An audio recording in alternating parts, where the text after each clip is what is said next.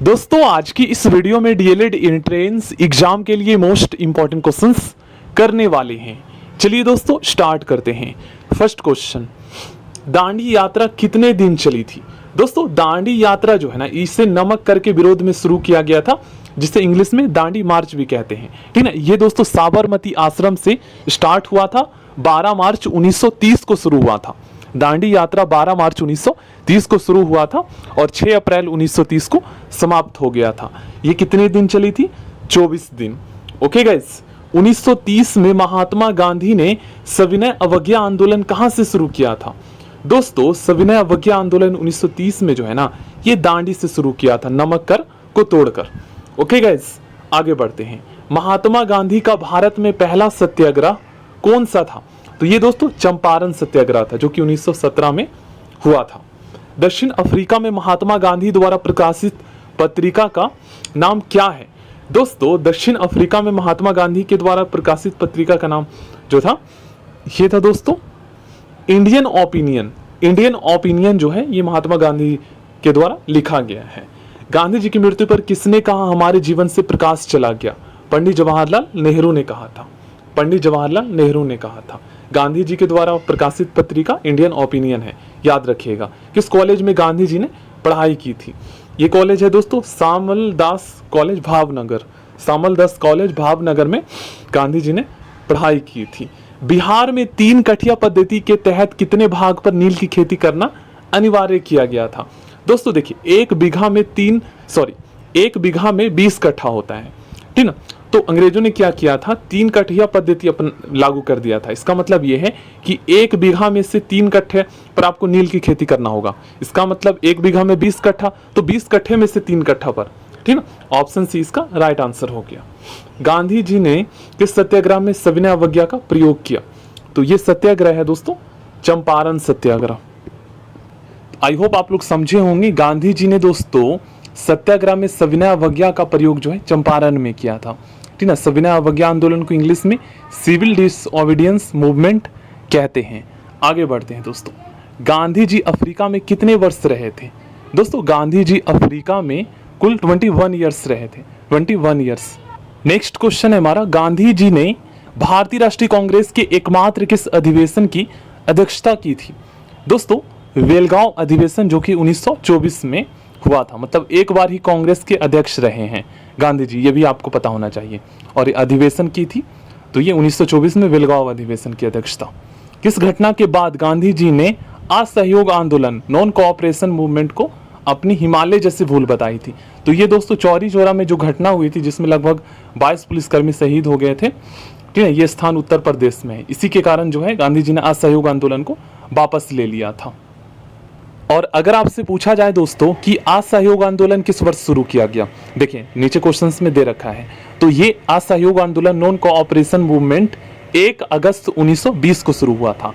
1 अगस्त 1920 को शुरू हुआ था।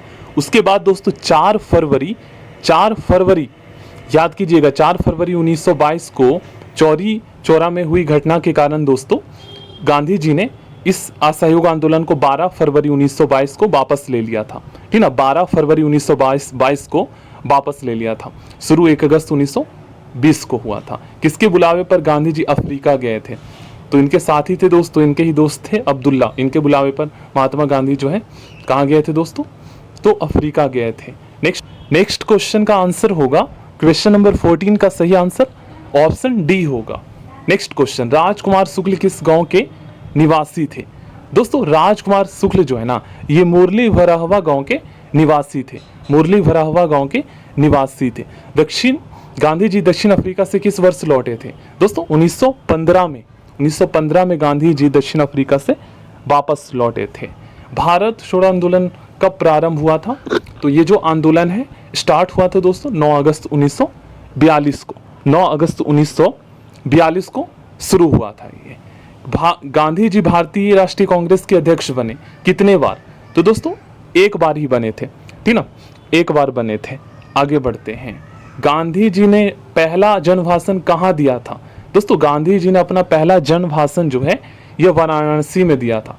वाराणसी में, ठीक ना, वाराणसी में। भारत छोड़ो आंदोलन के समय इंग्लैंड का प्रधानमंत्री कौन था? तो भारत छोड़ो आंदोलन किसमें दोस्तों, इंग्लैंड का जो प्रधानमंत्री था ये विंस्टन चर्चिल था, विंस्टन चर्चिल था। शुरू कब हुआ था ये आंदोलन, तो आपको पता है 9 अगस्त 1942 को, यहाँ पर हमने ऑलरेडी किया है। गांधी इरविन समझौता कब हुआ था दोस्तों, इसमें 11 मांगे रखी गई थी, ठीक है, गांधी जी ने रखा था पूरा करने के लिए। तो गांधी इरविन जो समझौता है ये हुआ था दोस्तों 5 मार्च 1931 को, 5 मार्च 1931 को गांधी इरविन समझौता हुआ था। मोस्ट इंपॉर्टेंट क्वेश्चन है, दक्षिण अफ्रीका के किस रेलवे स्टेशन पर महात्मा गांधी को ट्रेन से बाहर फेंका गया था, तो ये स्टेशन है दोस्तों पीटरमारित्सबर्ग, ठीक ना, पीटरमारित्सबर्ग। आगे बढ़ते हैं, चंपारण सत्याग्रह के दौरान गांधी जी पर मुकदमा कहाँ चलाया गया था, तो गांधी जी पर मुकदमा जो है ये मोतीहारी में चलाया गया था। ओके गाइस, गांधी जी 1917 में चंपारण की यात्रा की थी, किसके अनुरोध पर, तो आपको पता है दोस्तों राजकुमार शुक्ल के अनुरोध पर, ठीक है, यहाँ पर सही आंसर ऑप्शन ए हो जाएगा। आगे बढ़ते हैं, गांधी जी को बापू की उपाधि किसने दी थी, दोस्तों गांधी जी को बापू की जो उपाधि है ये दिया गया था दोस्तों पंडित जवाहरलाल नेहरू जी के द्वारा। नेक्स्ट क्वेश्चन है, किस घटना ने गांधी जी को भारत के स्वतंत्रता संग्राम के क्षेत्र में लाकर खड़ा किया था, तो ये जो घटना है दोस्तों जलियांवाला बाग की जो घटना हुई थी 13 अप्रैल 1919 को, ठीक है। आगे क्वेश्चन नंबर 27, चौरी चौरा घटना के समय गांधी जी कहाँ थे, दोस्तों उस टाइम पे गांधी जी वरदौली में थे, ठीक ना, उस टाइम पे गांधी जी जो है वरदौली में थे।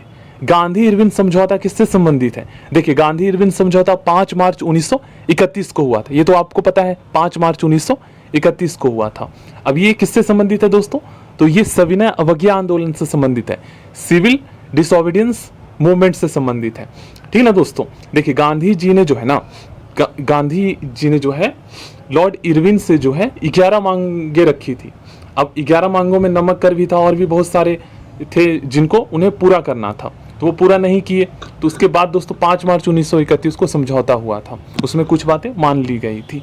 गांधी जी को सर्वप्रथम राष्ट्रपिता किसने कहा, दोस्तों गांधी जी को सबसे पहले राष्ट्रपिता जो है ये सुभाष चंद्र बोस ने कहा था, वो पंडित जवाहरलाल नेहरू ने कहा था, ठीक है, और सुभाष चंद्र बोस ने कहा था राष्ट्रपिता। महात्मा गांधी की, इस क्वेश्चन का सही आंसर हो जाएगा 30 जनवरी 1948 को, 30 जनवरी 1948 को। गांधी जी किस गोलमेज सम्मेलन में भाग लिए थे, दोस्तों गांधी जी द्वितीय गोलमेज सम्मेलन में भाग लिए थे।